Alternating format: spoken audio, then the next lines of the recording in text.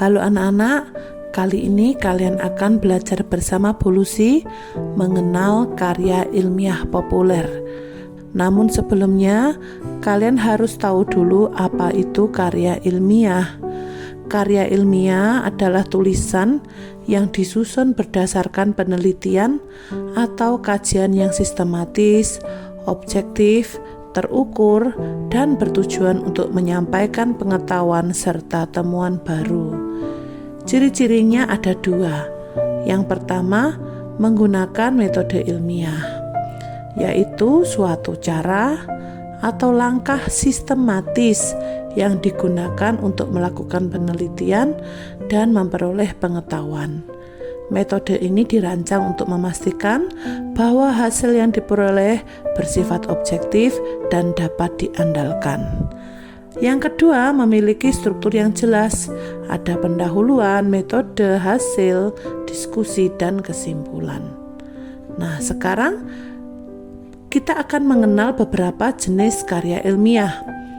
Yang pertama ada artikel penelitian yang isinya menyajikan hasil penelitian yang mendalam. Yang kedua, laporan penelitian, yaitu dokumen resmi yang menjelaskan prosedur dan hasil penelitian. Yang ketiga, skripsi, tesis, dan disertasi, yaitu karya ilmiah yang ditulis untuk memperoleh gelar akademik. Skripsi untuk sarjana strata 1, tesis untuk S2 strata 2, dan disertasi untuk strata 3.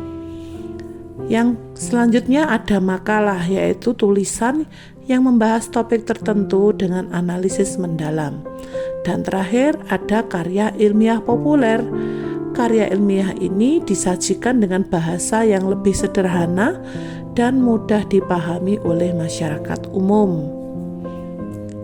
Nah, seperti yang disampaikan tadi, apa yang dimaksud dengan karya ilmiah populer, yaitu tulisan yang menyampaikan informasi ilmiah dengan cara yang lebih menarik dan mudah dicerna oleh masyarakat.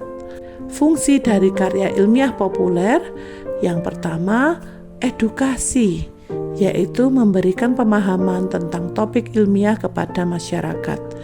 Yang kedua, memberikan informasi. Tujuannya menyebarkan pengetahuan ilmiah yang relevan dan menarik. Dan terakhir adalah mendorong minat atau menumbuhkan minat baca dan ketertarikan pada sains. Nah, sekarang kita lihat tabel perbandingan karya ilmiah dengan karya ilmiah populer. Yang pertama dari segi bahasa. Karya ilmiah menggunakan bahasa formal dan teknis, sementara karya ilmiah populer menggunakan bahasa yang sederhana dan mudah dipahami sehingga lebih mudah diakses oleh masyarakat umum. Lalu dari tujuannya, karya ilmiah bertujuan untuk menyajikan hasil penelitian kepada komunitas akademis, sedangkan karya ilmiah populer bertujuan untuk mendidik masyarakat luas tentang isu-isu ilmiah. Dari gaya penulisan, karya ilmiah ditulis dengan gaya akademis dan sistematis. Ada aturan-aturan khusus yang memiliki struktur yang jelas.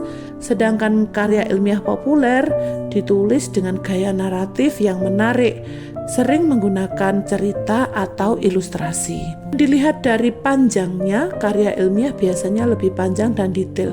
Sedangkan karya ilmiah populer lebih singkat dan ringkas, menyajikan informasi inti tanpa terlalu banyak detail. Nah, kita lihat contoh karya ilmiah. Yang pertama, biasa kita temukan dalam jurnal penelitian.